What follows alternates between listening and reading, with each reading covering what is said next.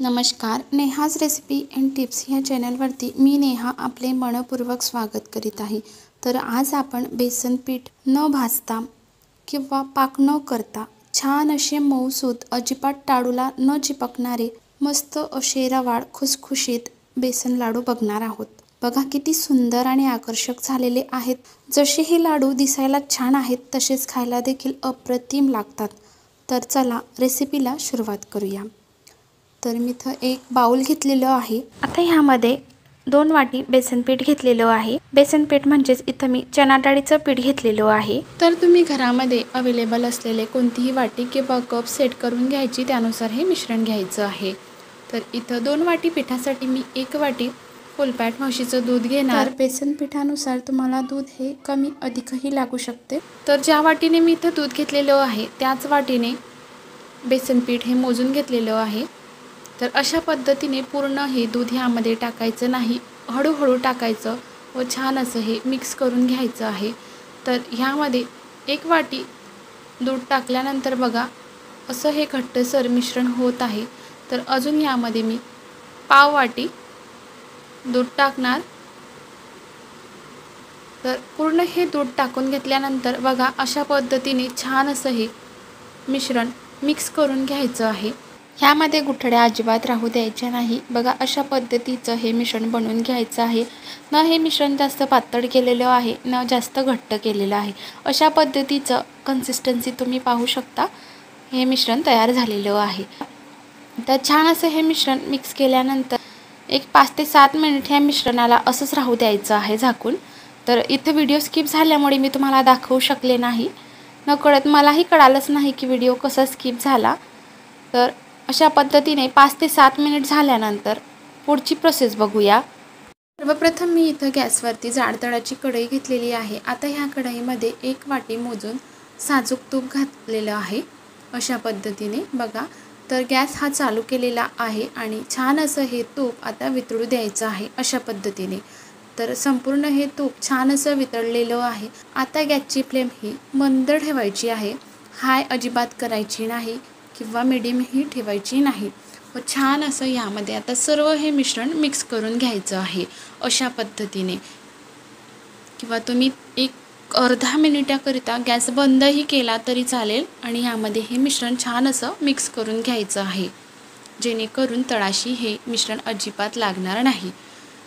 तर संपूर्ण हे मिश्रण ह्यामध्ये टाकल्यानंतर बघा आता छान असं मिक्स करून घ्यायचं आहे। तर मी इथे गॅस बंद वगैरे काही केला नाही, कमी केलेला होता तर तसाच राहू देणार आणि अशा पद्धतीने छान असं हे मिश्रण मिक्स करून घेणार। बघा असं केल्याने काय लाडू छान असे मस्त खमंग होतात आणि लाडूला छान असा रंग देखील येतो आणि मस्त असं हे मिश्रण परतत राहायचं आहे हात न थांबवता। आणि गॅसची फ्लेम ही मंदच ठेवायची आहे, अजिबात मोठा गॅस किंवा मीडियम ठेवायचा नाही। तर अशा पद्धतीने रंग बदलूस तर ह्या मिश्रणाला आपल्याला मस्त असं लो फ्लेमवरती भाजून घ्यायचं आहे। तर हे मिश्रण भाजायला किती मिनिट लागले हे देखील सांगते मी। तर बघा अशा पद्धतीने आता हळूहळू ह्या मिश्रणाचा रंग देखील बदलत आहे आणि असं कोरडं होत आहे।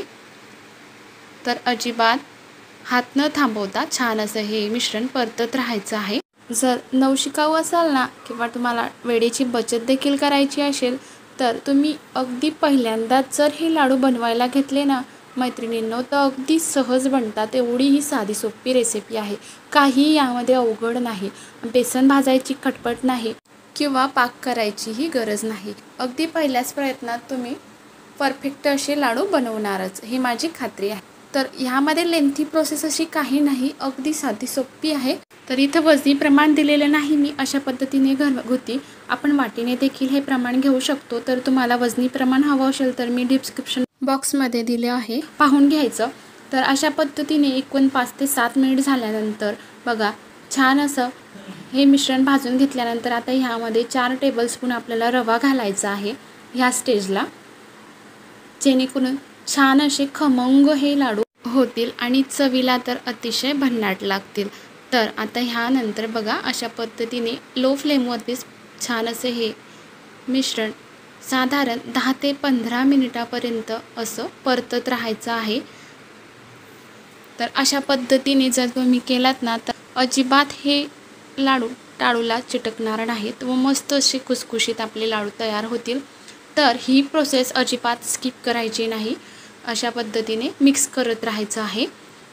तर साधारण 15 मिनिटापर्यंत लो फ्लेमवरती छान असं खरपूस हे मिश्रण मी भाजून घेतलेलं आहे। तर तुम्ही मिश्रणाचा रंग देखील बघू शकता, किती मस्त असा आलेला आहे आणि असं मोकळं हे मिश्रण झालेलं आहे। तर छान असा घरामध्ये सुगंध देखील दरवळत आहे। तर आता ह्या स्टेजला मी गॅस बंद करणार आणि कढई ही खाली उतरवून घेणार। तर ज्या वाटीने मी इथं 2 वाटी बेसन पीठ घेतलेलं होतं, त्याच वाटीने इथं आपल्याला 1 वाटी साखर घ्यायची आहे। म्हणजे 2 वाटीचं निम्म्या 1 वाटी आपल्याला इथं साखर घ्यायची आहे। तर छान अशी आता हे साखर मी मिक्सरमध्ये फाईन बारीक करून घेणार। साखरेसोबतच यामध्ये मी आता 2 वेलदोडे टाकत आहे, जेणेकरून छान अशी चव येईल अजूनही ह्या लाडूला। तर त्यासाठी यामध्ये वेलदोडा टाकलेला आहे। तुम्हाला हवं असेल तर तुम्ही यामध्ये जायफळ देखील टाकू शकतात। तर अशा पद्धतीने गॅस हा बंद केलेला आहे आणि हे मिश्रण अजून गरम आहे। यामध्ये मी आता ह्या स्टेजला पिठी साखर ही टाकून घेणार व छान असं अशा पद्धतीने मिक्स करून घेणार। तर ह्या पद्धतीने मिक्स करून घ्यायची आहे। तर मी इथं 1 वाटी साखर घेतलेली आहे। तुम्हाला जर जास्त गोड हवे असतील लाडू तर तुम्ही साखरेचं प्रमाण हे थोडं अजून वाढवू शकता तुमच्या आवडीनुसार। तर अशा पद्धतीने छान असं आता हे मिश्रण एकजीव करून घेतलेलं आहे आणि मस्त असं बघा अजून गरम आहे।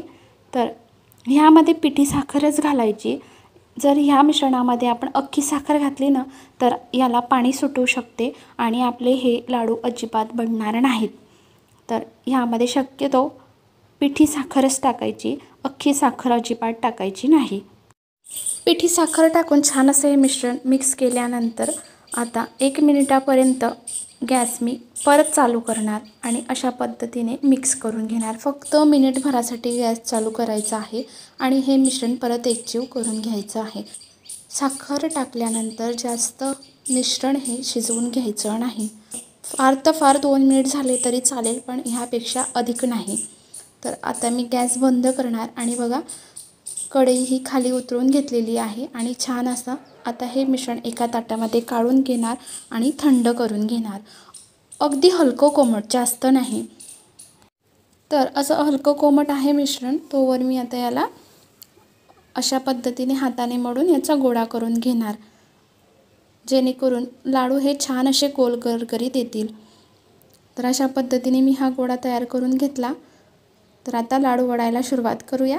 तर अगोदर हाताला मी थोडं तूप लावून घेतलेलं आहे आणि हातामध्ये असा मीडियम आकाराचा गोळा घेणार आणि अशा पद्धतीने बघा दोघं हातांच्या मदतीने हा लाडू वळून घेणार। काही नाही, एकही या लाडूला तड जात नाही किंवा अजिबात टाळूलाही हा लाडू चिटकत नाही। एवढा भन्नाट होतो ना मंडळी, तर एक वेळा नक्की करून पहा। बघा दिसायला देखील किती सुंदर आणि आकर्षक दिसत आहे।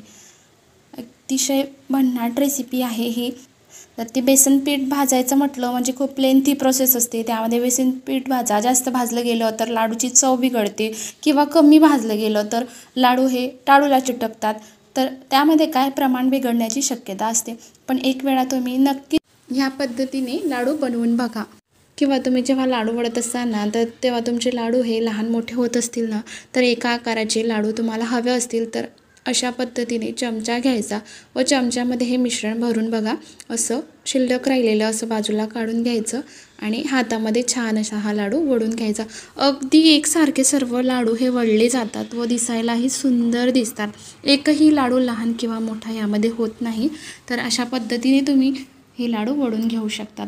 तर अशाच पद्धतीने सर्व हे लाडू मी तयार करून घेतलेले आहेत। बघा किती सुंदर दिसत आहेत ना। जसे हे दिसायला सुंदर आहेत ना मंडळी, तेवढेच खायला देखील चविष्ट आहेत। तर एक वेळा नक्की ट्राय करा। तर अशा पद्धतीने सर्व हे लाडू वळून घेतल्यानंतर आता ह्यावरती मी सजावटीसाठी पिस्ताचे काप अशा पद्धतीने लावून घेणार। बघा किती सुंदर दिसत आहेत ना। तर आता हा लाडू तुम्हाला तोडूनही दाखवते। अगदी जिभेवर ठेवताच विरघळणारे एवढे हे मऊसूत दाणेदार लाडू होत असतात। बेसन लाडूचा व्हिडिओ कसा वाटला कमेंट्स करून नक्की कळवा, कारण नेहमीप्रमाणेच माझी ही साधी सोपी रेसिपी आहे। तर व्हिडिओ जराही आवडल्यास माझ्या चॅनलला लाईक, शेअर आणि सबस्क्राईब करायला मात्र विसरू नका. त्यासोबतच तुम्हाला जर रेसिपी आवडली असेल ना तर तुमच्या मित्रपरिवारासोबत देखील शेअर करा. व्हिडिओ पूर्ण पाहिल्याबद्दल मनापासून धन्यवाद. परत भेटूया एका नवीन रेसिपीसोबत. तोपर्यंत नमस्कार.